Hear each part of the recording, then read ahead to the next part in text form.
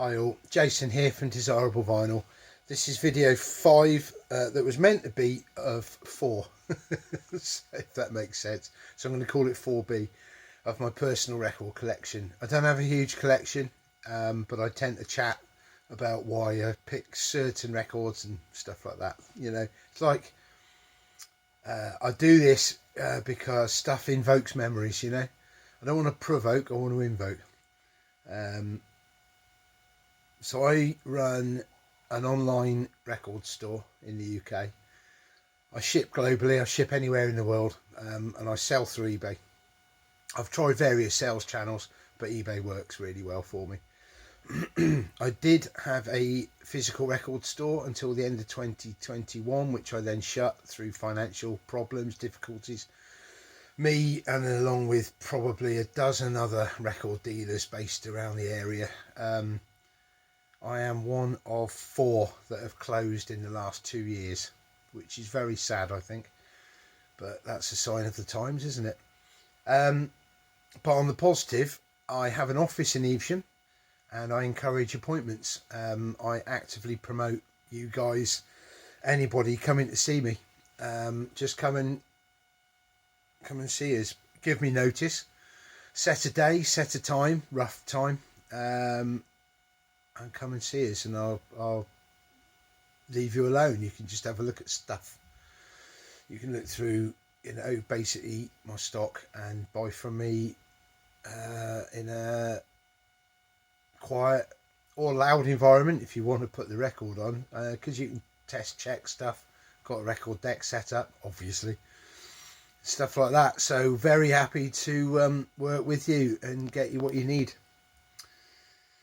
All the links are at the bottom of this YouTube video. The best way to get hold of me is through Facebook Messenger. My WhatsApp details are also on the Facebook page. You can check through the website as well, which is desirablevinyl.co.uk, but I'm closing the website. Again, it's a cost that is really unnecessary, because originally I had a web store since 2010.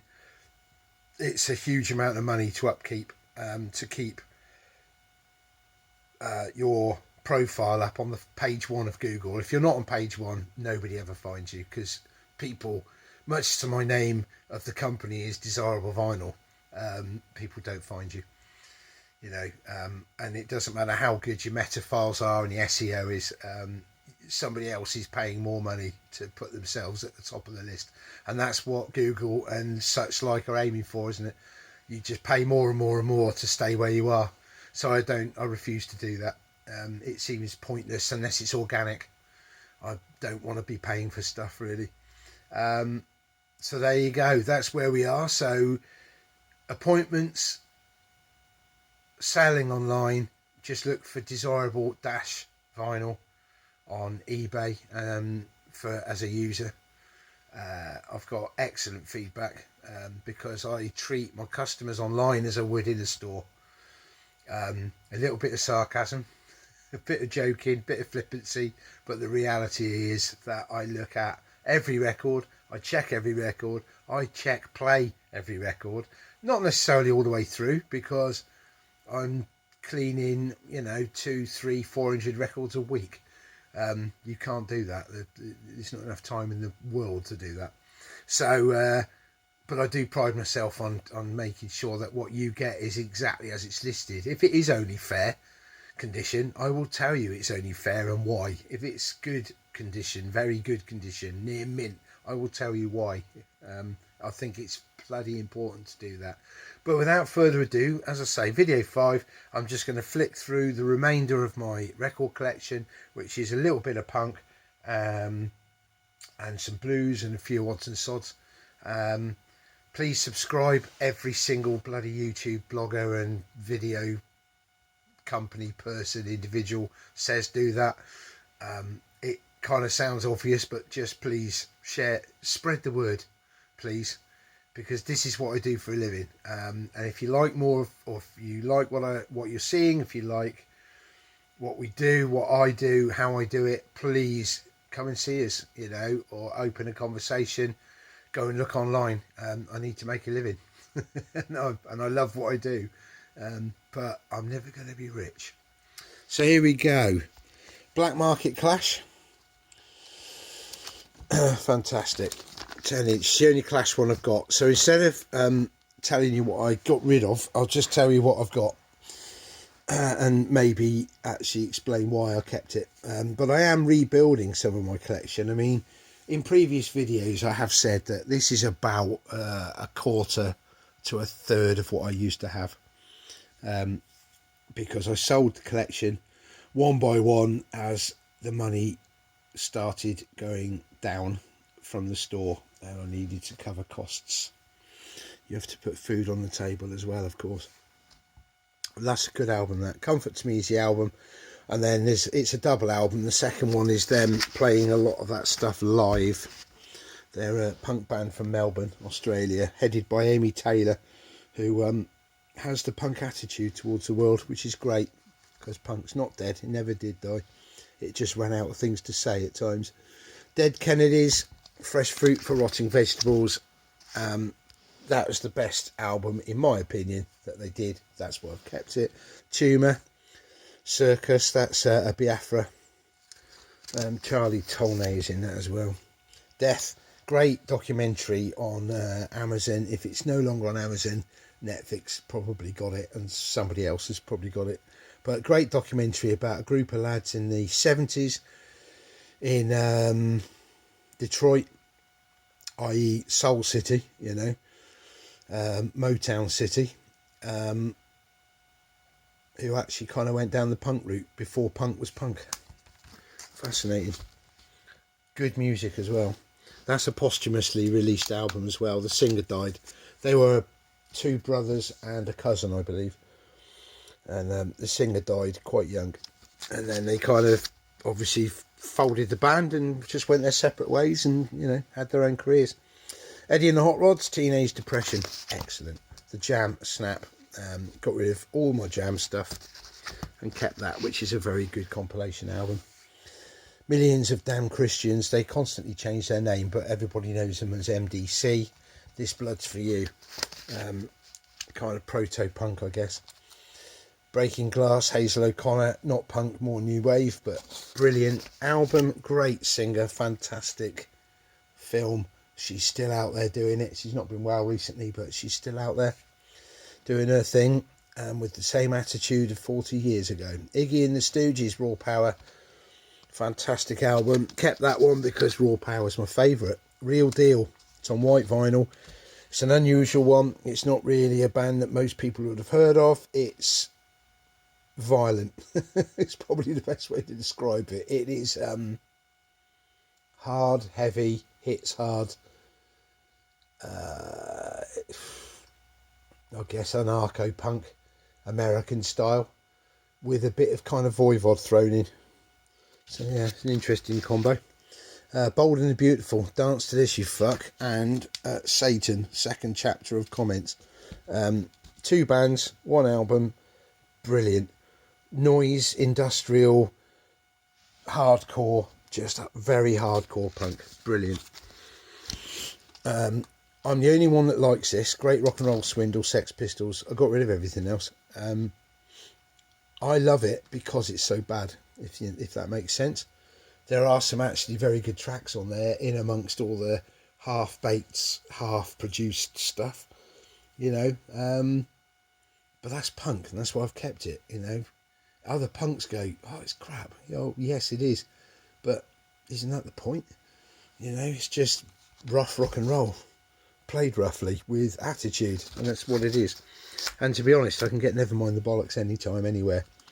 Sleaford Mods, Key Markets, had all of these on vinyl, but this to me was their introduction to me, you know, or rather my introduction to Sleaford Mods. So I love that album. Stiff Little Fingers, all the best. Again, I had a load of their stuff, but that's the best of, so usually best to keep. I don't get rid of my Subhumans, my favourite punk band of all time.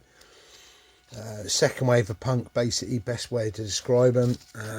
Loads of good stuff. From the Cradle to the Grave is an odd concept in a way, because it's unpunk like, but is done in a very punk way. one of the sides is literally From the Cradle to the Grave, and it's like an 18-minute song, kind of done in a prog style, which is quite interesting.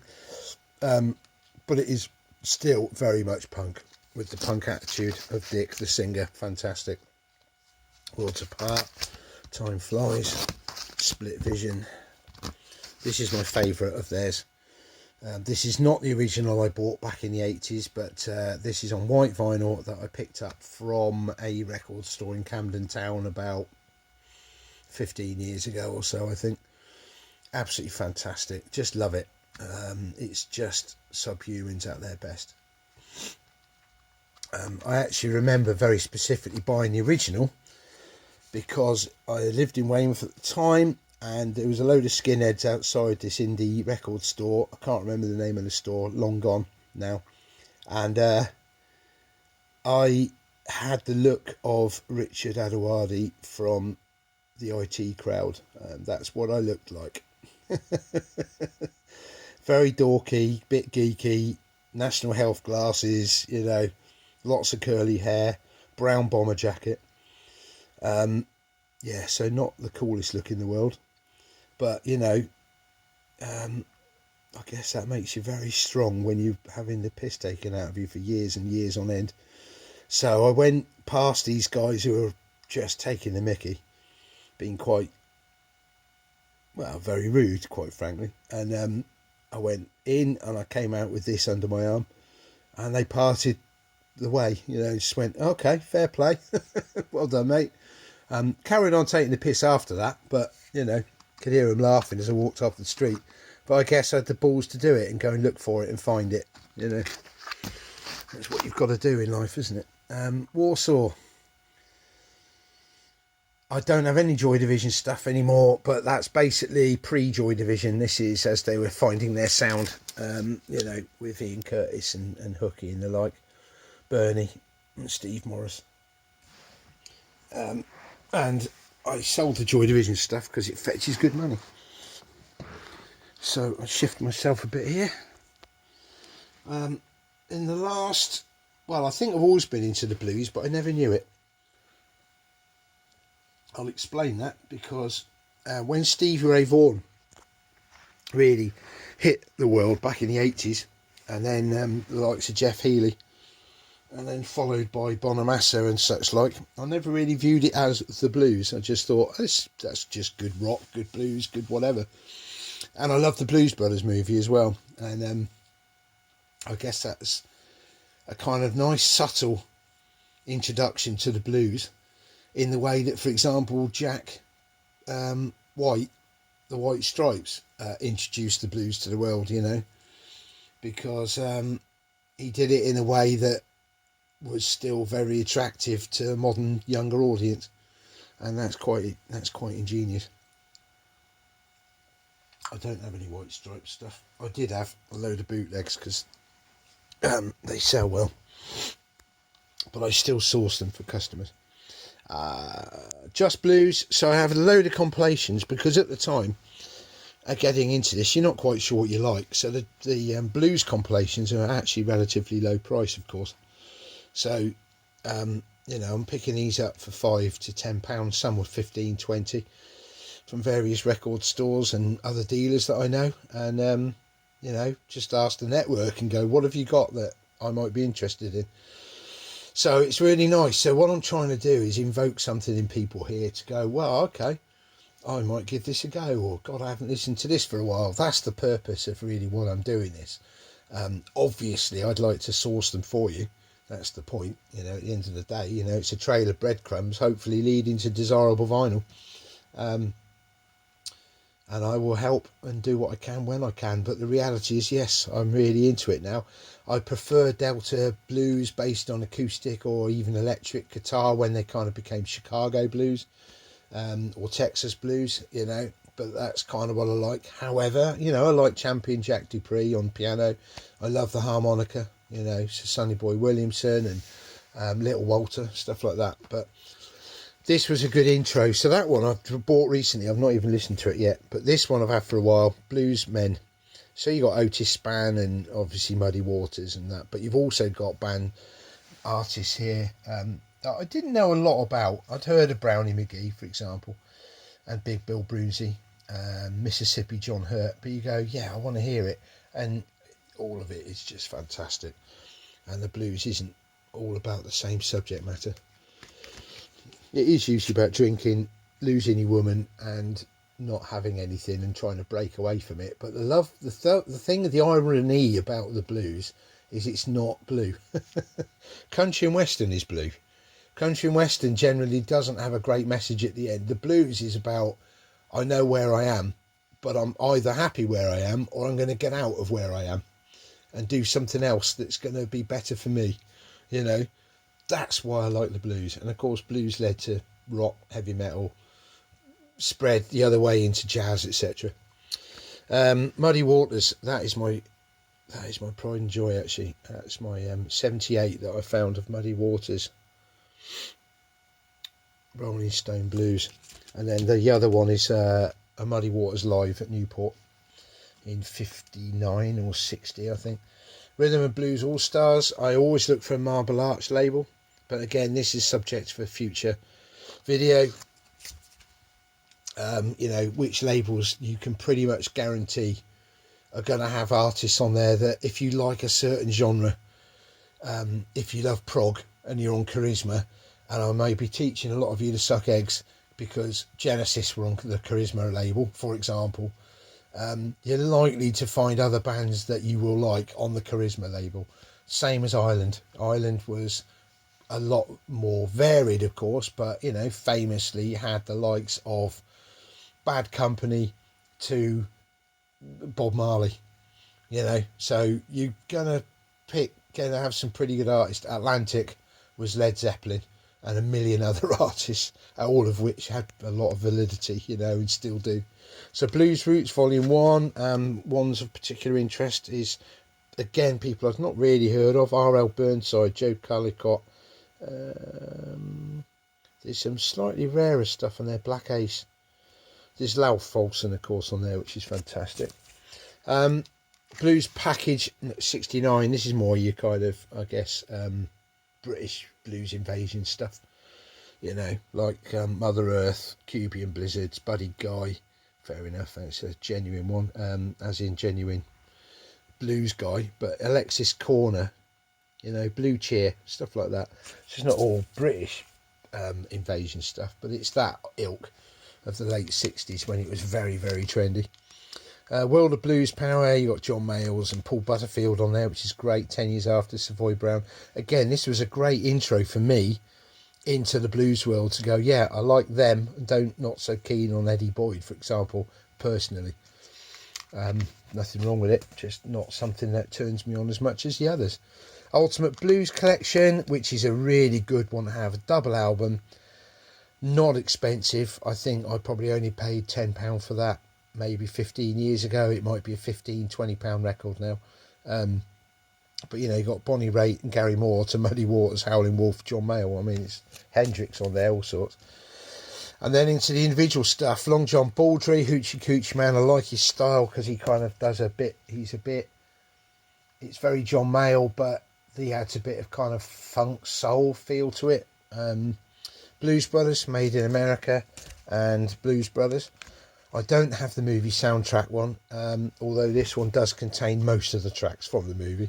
I prefer this one because of the cover. I mean, it's got an amazing photo on the front, and the rear is of the band, which is absolutely fantastic. I love that. And the movie one is quite an easy one to get hold of, with the blue cover. But Boogie with Canned Heat. A friend of mine, Brian, got me onto Canned Heat. Only really knew him for the two songs that everybody knows, On the Road and whatever the other one was. And it just, what was it? Yeah, On the Road Again. And it's just brilliant. I just love them. I listen to this kind of stuff all the time. I've got no Creedence Clearwater Revival in here. There was some in the rock, which should really be in blues. But again, I got rid of most of that. I had individual albums like Cosmo's Factory and stuff like that. But if you've got a good, decent, quality, pressing, best of type thing, then you can rebuild your collection afterwards. You know, things do change. You know, can't. This doesn't allow me to eat unless I sell it. But Cat Iron, love that. Just found that in Raves from the Grave, another record store based in Warminster. Fleetwood Mac, it's a reissue of the famous Dog and Bin one with the cover. That's an Embassy reissue. I had the original, again, sold that. No Janis Joplin in here, I sold all that as well. Big fan of Janis and the holding company.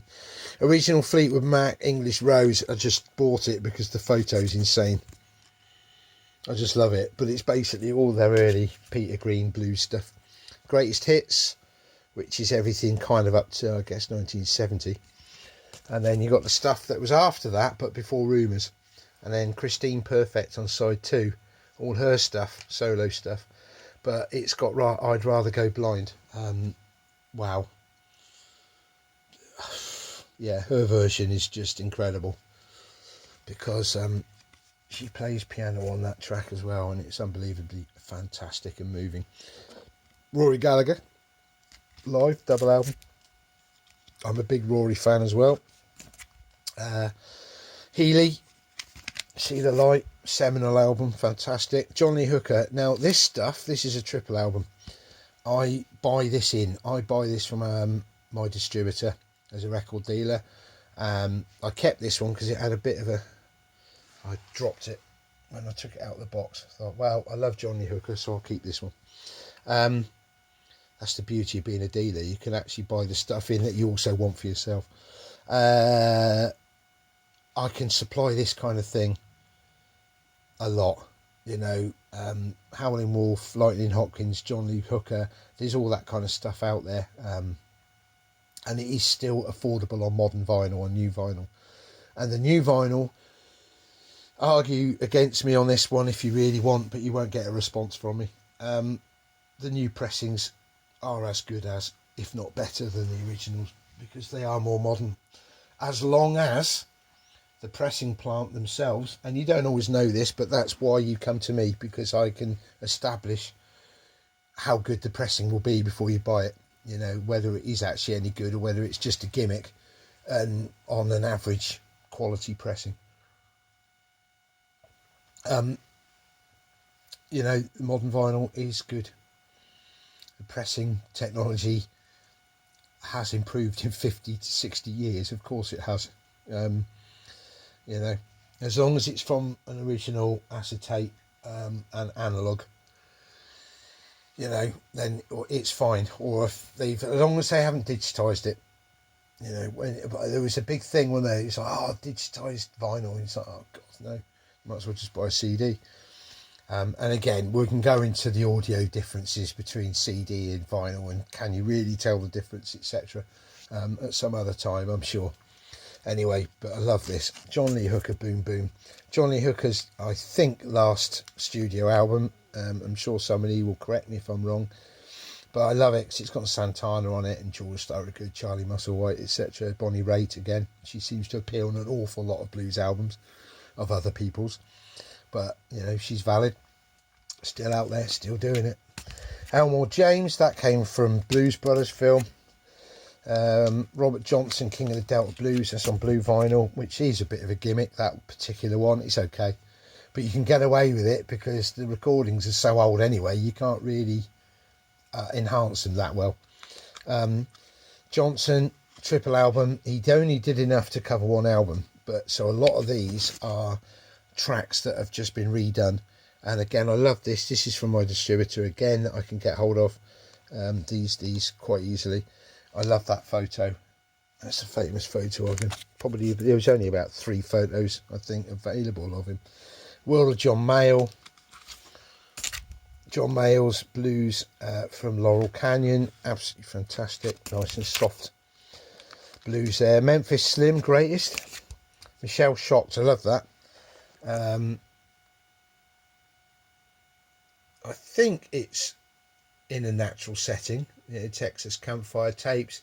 The way it's recorded would suggest that it's her just chilling and doing a C6 Steve kind of thing, you know, telling a story through song, you know, like the blues really is.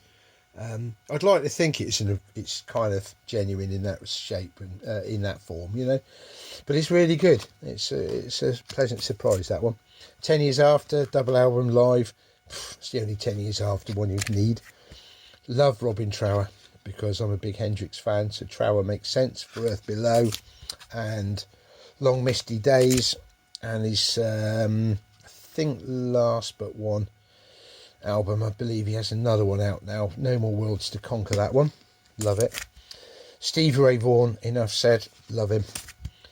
Kings of the Medway Delta, that is a hard-hitting British outfit that has a kind of, if you've heard of John Spencer Blues Explosion, it's like that, an English version. If you haven't, listen to John Spencer Blues Explosion.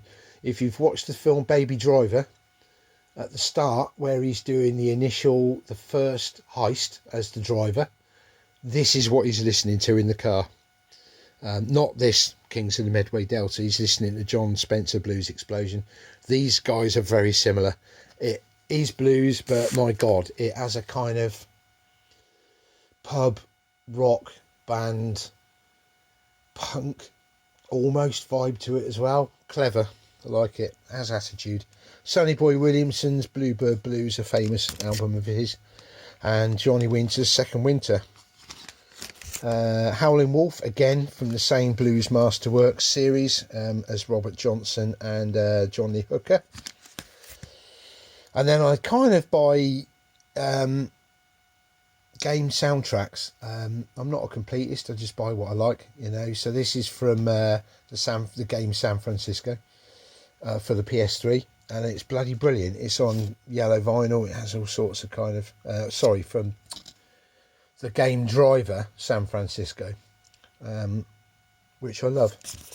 And then when you go, oh, there's a gimmick there, they've actually brought a record out. Nobody bought the record because nobody had record players. So they're cheap as chips. Chips aren't that cheap. Jimi Hendrix, Easy Rider with Bird, Steppenwolf, McGuinn. You know, it's a great soundtrack anyway for a great movie that changed the world of cinematography. Hitchhiker's Guide to the Galaxy, Don't Panic. Enough said, that's the B version of that. Vanishing Point, fantastic again. As you can tell, I like your drive-in movies. I like the kind of early 70s style, late 60s style of movie making. A bit nonsensical, kind of pointless. Like I like the film Duel with Dennis Weaver as well. And I do have the music for that somewhere. I think it's in the office. Train Spotting, I haven't even opened that one. Train Spotting 2 I sold because it sells well. War of the Worlds, everybody needs War of the Worlds. Comic Strip Presents, Rick Mayall and Ade Edmondson and co. And then a load of Billy Connolly stuff. Get right into him. Cop your whack for this. Solo concert, not one of my favourites, that, because it's far more folky and less jokey. Raw Meat for the Balcony, one of the funniest, if not the funniest one he's ever done. Sorry, just put a finger in front of the camera. And then the first album I think was given by my parents. I'm sure I was given this. In fact, I'm 90% sure. Because it was, I know I was starting to get an interest in music. This was 1980 this came out, so I was 10. And I'd already been listening to the Trogs tape my dad had, that I still have, worn out now. And I played that over and over and over again. And then the Clash's Bank Robber came out, and I taped it on my parents' tape recorder and just listened to it over and over and over again. So I think they were probably fed up of listening to the same song all the time. And this introduced me to the world of Madness and Bob Marley and Tourists and Matchbox and Blondie and Gary Newman, and, you know, fantastic. When you're 10, wow, got a door opening, isn't it? This is the world's worst record show. Kenny Everett. I bought this recently. It's been out since 79, I think this came out, maybe a bit later. It's on Yuck coloured puke vinyl with a Yuck record label, and it is the most tasteless songs that he could find. Just look it up. He has an interview back in the day which also had Melvin Bragg and Billy Connolly on the show. Kenny Everett was the last to appear on the show, and he introduced this, and that's why I bought it. I saw it on YouTube about a year ago, and I thought, I need to find that album, and there's loads of copies out there. I paid 12 quid for this, I think, and they are the most tasteless songs he believed was ever brought out at that moment in time. But yeah, it is funny. This is my setup deck, setup system made by Shaw. A lot of these were done in the 70s because of the new hi-fi qualities that were coming out with record decks and amps and stuff. And it's basically a record that you log, and this, I've kept this one because nobody's actually written on anything. It's mint. It's not actually been played as far as I can tell. And it's basically from Shaw cartridges, how to set your deck up and get the sound and what you're listening for, and your attenuation and angles and God knows what else. Nobody bothers doing that anymore apart from one person that I know. But that I use on my dual deck to set this up properly. But at the moment, to finish, some would argue that what I listen to a lot doesn't really need a good setup. I disagree with that, because there's still always something to listen to. So this, I have found God. This is a band called God, and it's called The Shame Tree, which I bought. I randomly just picked it up because I liked the look of the cover and I'd never heard of them.